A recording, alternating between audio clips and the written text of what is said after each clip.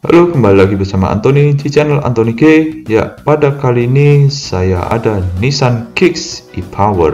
Yes, ini merupakan sebuah mobil Nissan yang paling revolusioner karena mesinnya yang cukup spesial.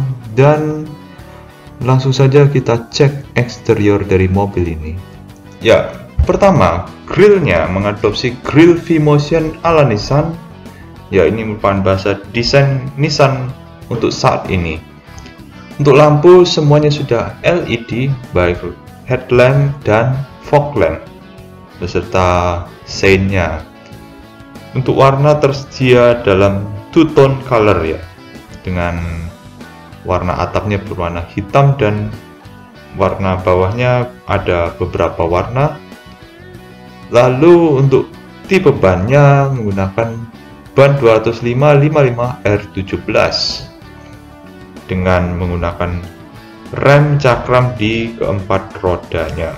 Lalu ground clearance pada mobil ini mencapai 175 mm dengan wheelbase 2620 mm. Lalu untuk panjang mencapai 4305 mm, lebarnya 1760 mm, dan tingginya 1615 mm. Lalu untuk suspensi ya, suspensi bagian depan menggunakan sistem MacPherson strut, dan untuk yang belakang masih menggunakan torsion beam ya. Oke, yang istimewa dari Nissan Kicks e-Power ini adalah dari penggeraknya ya. Mobil ini bukan menggunakan sistem hybrid yang seperti diterapkan pada mobil-mobil hybrid pada umumnya atau sistem plug-in hybrid, bukan seperti itu. Sistem yang dipakai pada Nissan Kicks e-Power ini serupa dengan lokomotif diesel elektrik yang ada pada kereta api. Jadi mesin bensinnya tuh hanya berfungsi sebagai generator atau genset, jadi tidak terhubung ke ban. Jadi genset itu mengecas baterai dan menggerakkan motor listriknya ya secara tempo-tempo saja ya, jadi tidak selalu menyala setiap waktu. Jadi apabila tidak dibutuhkan, mesin bensin itu akan mati dan sensasi berkendaranya tentunya akan serupa dengan mobil listrik. Namun pada Kicks e-Power ini kita tidak perlu khawatir kehabisan daya karena tidak perlu mencolokkan soket listrik ke SPKLU atau charging station, karena kita tinggal isi bensin seperti biasa, maka mobil sudah bisa berjalan kembali. Dan tentunya penggunaan bahan bakarnya jauh lebih irit daripada penggunaan mobil internal combustion murni atau yang bensin murni yang menggerakkan roda.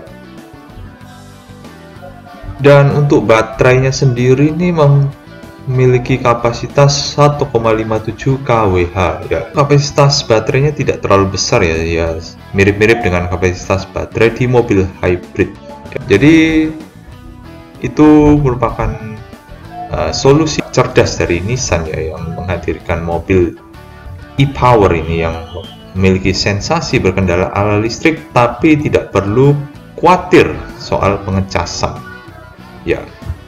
Jadi ini lebih advance daripada plug-in hybrid atau hybrid biasa. Oke, kita beranjak ke interiornya.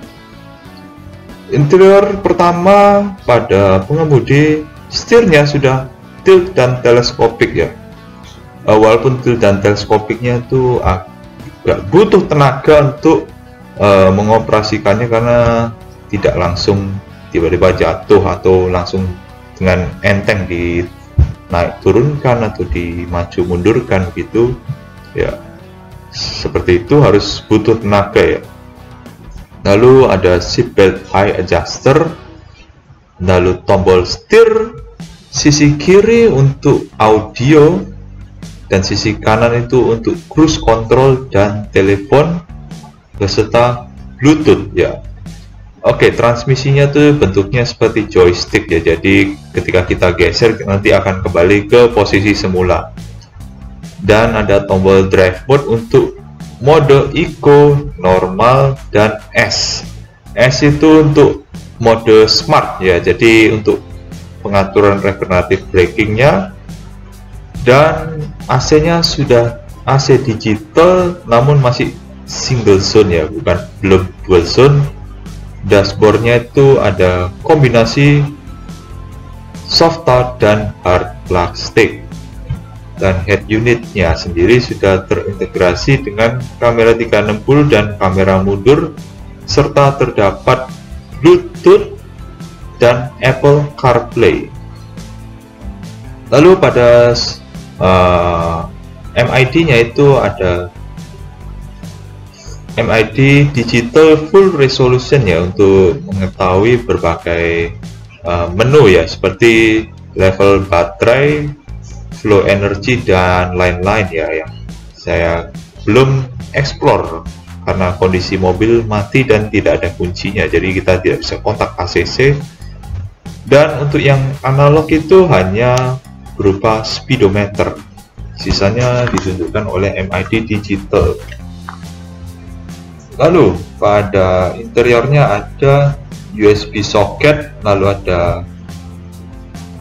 soket 12 volt, lalu juga ada glove box yang masih belum soft opening ya, ada juga konsol tengah, dan ada tombol EV mode ya. EV mode ini dimana kita tidak mengoperasikan mesin bensinnya sama sekali ya. Jadi ketika ditekan hanya motor listriknya saja yang bekerja hingga baterainya sudah minimal, maka secara otomatis mesin itu akan kembali mengecas baterainya. Selanjutnya untuk di baris kedua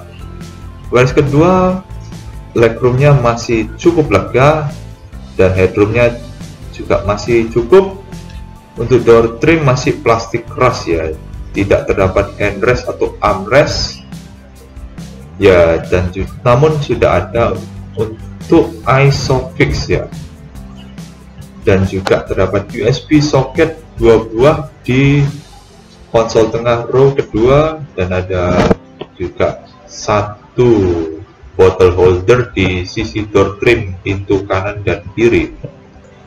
Lalu dalam mobil terdapat lampu baca ya, namun lampu bacanya masih menggunakan bohlam biasa, belum full LED seperti lampu headlampnya, fog lampnya, dan lampu belakangnya ya, masih bisa dimaklumi. Oh ya, juga ada pegangan tangan yang bisa retractable, namun mobil ini tidak memiliki sunroof, jadi ya buat saya sunroof itu tidak terlalu perlu juga ya. Oh ya, sama lupa satu lagi, di mobil ini spionnya bisa retractable secara otomatis, dan juga ada auto window-nya tentunya ya. Oke, beranjak ke sistem keamanan pada mobil ini.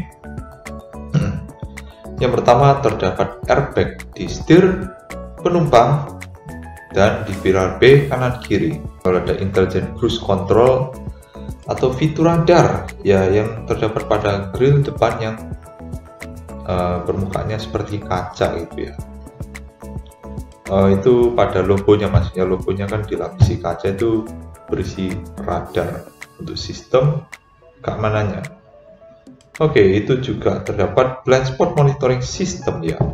Itu ada lampu indikator pada pilar A sisi spion, dan juga ada warning ketika mobil depan berhenti mendadak.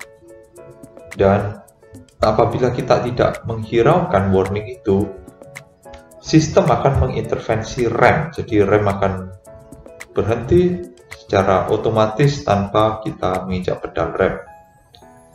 Dan juga saat mundur kita dapat melihat situasi di belakang menggunakan kamera 360 atau kamera mundur.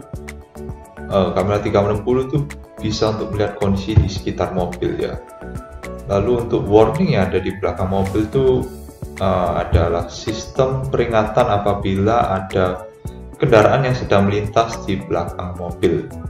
Jadi sehingga kita lebih waspada dan tidak tertabrak mobil yang ada di belakang kita. Oke, selanjutnya sistem keamanan lain ada Vehicle Stability Control ya, untuk menjaga kestabilan mobil apabila ada manuver gitu. Lalu juga ada rem, ABS, EBD, dan PA. Lalu juga ada Intelligent Traction Control ya, jadi ketika menikung itu posisinya bisa tetap stabil ya, jadi tidak ada yang oversteer. Lalu juga ada Hill Stop Assist ya, jadi mencegah mobil itu mundur ke belakang ketika melepas pedal rem ya. Oke, kita beranjak ke bagasinya. Untuk bagasi pintunya masih manual ya, jadi tidak ada power back door-nya dan tidak ada kick sensornya, jadi tidak merepresentasikan nama, dan ya itu tidak terlalu penting ya. Oke, untuk bagasinya kapasitasnya 420 sampai 430 liter dan tidak ada yang namanya ban serep pada Nissan Kicks ini, hanya terdapat tire repairing kit. Jadi ketika ban itu bocor, maka kita disediakan kompresor dan sebuah cairan pelapis area yang bocor itu. Jadi area yang bocor itu kita berikan cairan itu bersamaan dengan kita mengisi angin pada ban itu ya. Jadi diupayakan agar cairan itu melapisi daerah yang bocor pada ban mobil itu. Aki pada mobil ini terletak di bawah bagasi, yaitu aki 12 volt untuk sistem kelistrikan di dalam mobil dan untuk starter mesin bensinnya tentunya ya. Dan juga terdapat separator untuk melindungi barang agar tidak terlihat dari luar, dan juga ada lampu penerangan pada bagasi yang masih bohlam. Dan ketika baris kedua direbahkan, tidak bisa rata lantai, masih ada gundukan, jadi tidak bisa leluasa ya kalau kita menyimpan barang yang panjang. Oke, selanjutnya ada sistem yang cukup istimewa pada mobil listrik, yaitu regenerative braking, yaitu dimana kita bisa mengisi daya saat kita mengerem ya. Jadi saat pengereman tuh baterai bisa terisi kembali ya, dari seberapa dalam kita mengerem kendaraan atau seberapa pakem pengereman mobil kita, semakin banyak daya yang terisi pada baterai. Dan mobil Nissan Kicks e-Power ini bisa dikemudikan dengan one pedal touch ya, sistem satu pedal, yaitu hanya dengan menginjak pedal gas. Ketika kita lepas, mobil bisa berhenti sampai diam tanpa kita harus menginjak pedal rem, yaitu karena regenerative braking yang sangat pakem, tentunya bisa diatur dari transmisinya ya, yang ada plus minusnya atau yang kita sebut mode manual, itu untuk atur berapa dalam kita mengerem. Jadi seperti itu yang sistem regenerative braking pada Nissan Kicks e-Power ini. Oke, lalu untuk mesin pada mobil ini ya seperti yang saya bilang tadi, menggunakan ya generator mesin bensin untuk menggerakkan motor listrik. Lalu untuk mesin bensinnya sendiri itu memiliki kode HR12DE yang serupa yang seperti yang digunakan pada Datsun Go, Go Plus, dan Datsun Cross ya. Itu merek Datsun yang sekarang sudah ditiadakan karena penjualannya kurang laku. Oke, untuk tenaga pada mesin bensinnya ini sebesar 82 PS dengan torsinya 103 Nm. Ya, tapi ini hanya untuk menggerakkan motor listrik, jadi tidak ada pengaruh apa-apa terhadap ban atau penggeraknya ya. Oke, untuk tenaga pada penggeraknya yaitu menggunakan motor listrik. Di sini kodenya EM57. Penggerak depan memiliki tenaga sebesar 129 PS dengan torsi 260 Nm. Wow.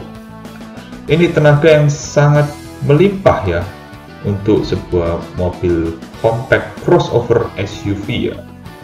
Ya, ini karena motor listrik kerjanya instan, dimulai dari RPM 0 sudah ada torsinya ya.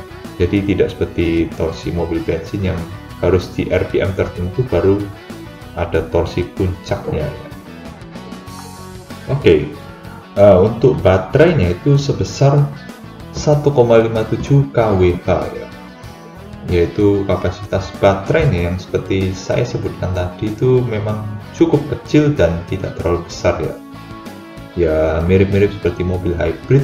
Dan untuk konsumsi bensinnya itu perkiraannya bisa 1 liter untuk 23-30 km. Jadi kalau tangki bensinnya ini kan 41 liter ya, jadi estimasi jarak tempuhnya bisa 1000 km ya. Sangat irit untuk sebuah mobil ya. Jadi kita tidak perlu pusing-pusing biaya isi bensin lah, takut perjalanan jauh nanti bensinnya boros. Jadi tidak perlu khawatir tentang itu. Dan juga solusinya juga sangat bagus ya, karena ini motor listrik, jadi sensasi berkendaranya sensasi ala mobil listrik, tapi tidak perlu ribet nyari tempat pengecasan. Oke, sekian saja video saya mengenai Nissan Kicks e-Power ini. Apabila teman-teman menyukai video ini, silahkan like dan juga subscribe ke channel Anthony G agar channel ini terus berkembang dan subscribernya terus bertambah setiap harinya. Mohon maaf bila ada kekurangan. Bila teman-teman ingin menambahkan, silahkan komentar di bawah. Dan akhir kata, terima kasih sudah menonton.